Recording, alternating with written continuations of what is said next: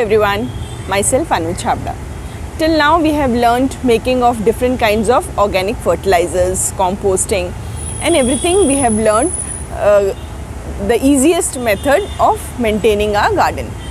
But one thing now we have to learn is at what stage of our plant what fertilizers have to be given. Now when my plant is small, whichever plant it is, when a plant is small, it needs the growth of more leaves and foliage. For that it needs more of nitrogen because the plants have to be bushy to make it more food and it will become healthy. So for that we need any food to be given to the plant which is rich in nitrogen. Okay, first I'll talk to you about the different requirement of the plants and then how to give those nutrients to the plant so that that requirement is taken care of. Now when the plant is small, we concentrate more on the leaf part of the plant so that the foliage is more and the plant is more healthy. So for that we need nitrogen rich food, whatever we have made already, or how to use it, that I'll be telling. Now the second stage is the flower has started bearing flower. The plant has started bearing flowers. So this is the second stage of the plant. So definitely the requirement what the plant needed at this stage is different at this stage because the plant is focusing on making flowers.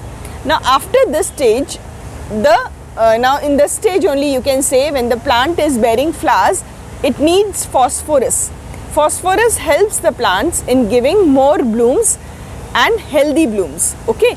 Now after these flowers have bloomed, the flowers are turning into fruits or vegetables. So this is called the third stage. The third stage of the plant. From the flowering it has gone to fruiting. Now this stage I want my plant to have healthy foliage, nice blooms so that more fruiting I can expect, and the health of the fruits or the vegetable what my plant is bearing and the overall condition of my plant. Let it be the roots, the stem, the flowers, the fruit, everything should be healthy. So for that it needs potash. Okay, so combining all three we tell this NPK. N stands for nitrogen, P stands for phosphorus and K stands for potash. So this is called NPK. In market ready-made NPK are available, but we focus more on organic stuff. So whatever we have made or we have learned till now, that fulfills the requirement of this plant in different stages. So the first thing we have learnt about making composting. So let the composting be aerobic composting or vermicomposting, no worries, because both of them they have too much of nitrogen content. So when your plant is in a smaller stage, till it bears flowers, from this stage to this stage, it needs more of nitrogen. We do no need for giving phosphorus, potash, anything to this. Some amount of phosphorus and potash is already there in our compost, so that much is more than enough for the plant. So once the plant has started growing, weekly once, one handful of compost we have to take and we have to give it around the plant. Now the plant is doing really good growth. Now once we see that plant has started bearing flowers, we should understand that now this is the time to give the plant phosphorus. Now for phosphorus we have already learned how to make banana peel fertilizer. So this is the time, weekly once you have to dilute your banana peel fertilizer and you have to give it to your plant. But during that time this compost has to be continued because still the plant needs more foliage, more leaves for more photosynthesis and making of their food. So with this we'll add your banana peel fertilizer, that is your phosphorus content. Okay. Now when we talk about the phosphate, the third stage, we talk about the this phosphorus is over. Now the third stage, when the plant is bearing fruits, so now it needs potash. So potash, generally the banana peel fertilizer what we give, it has some amount of potash also, but we have to give additional supplement. For that you get this rock phosphate.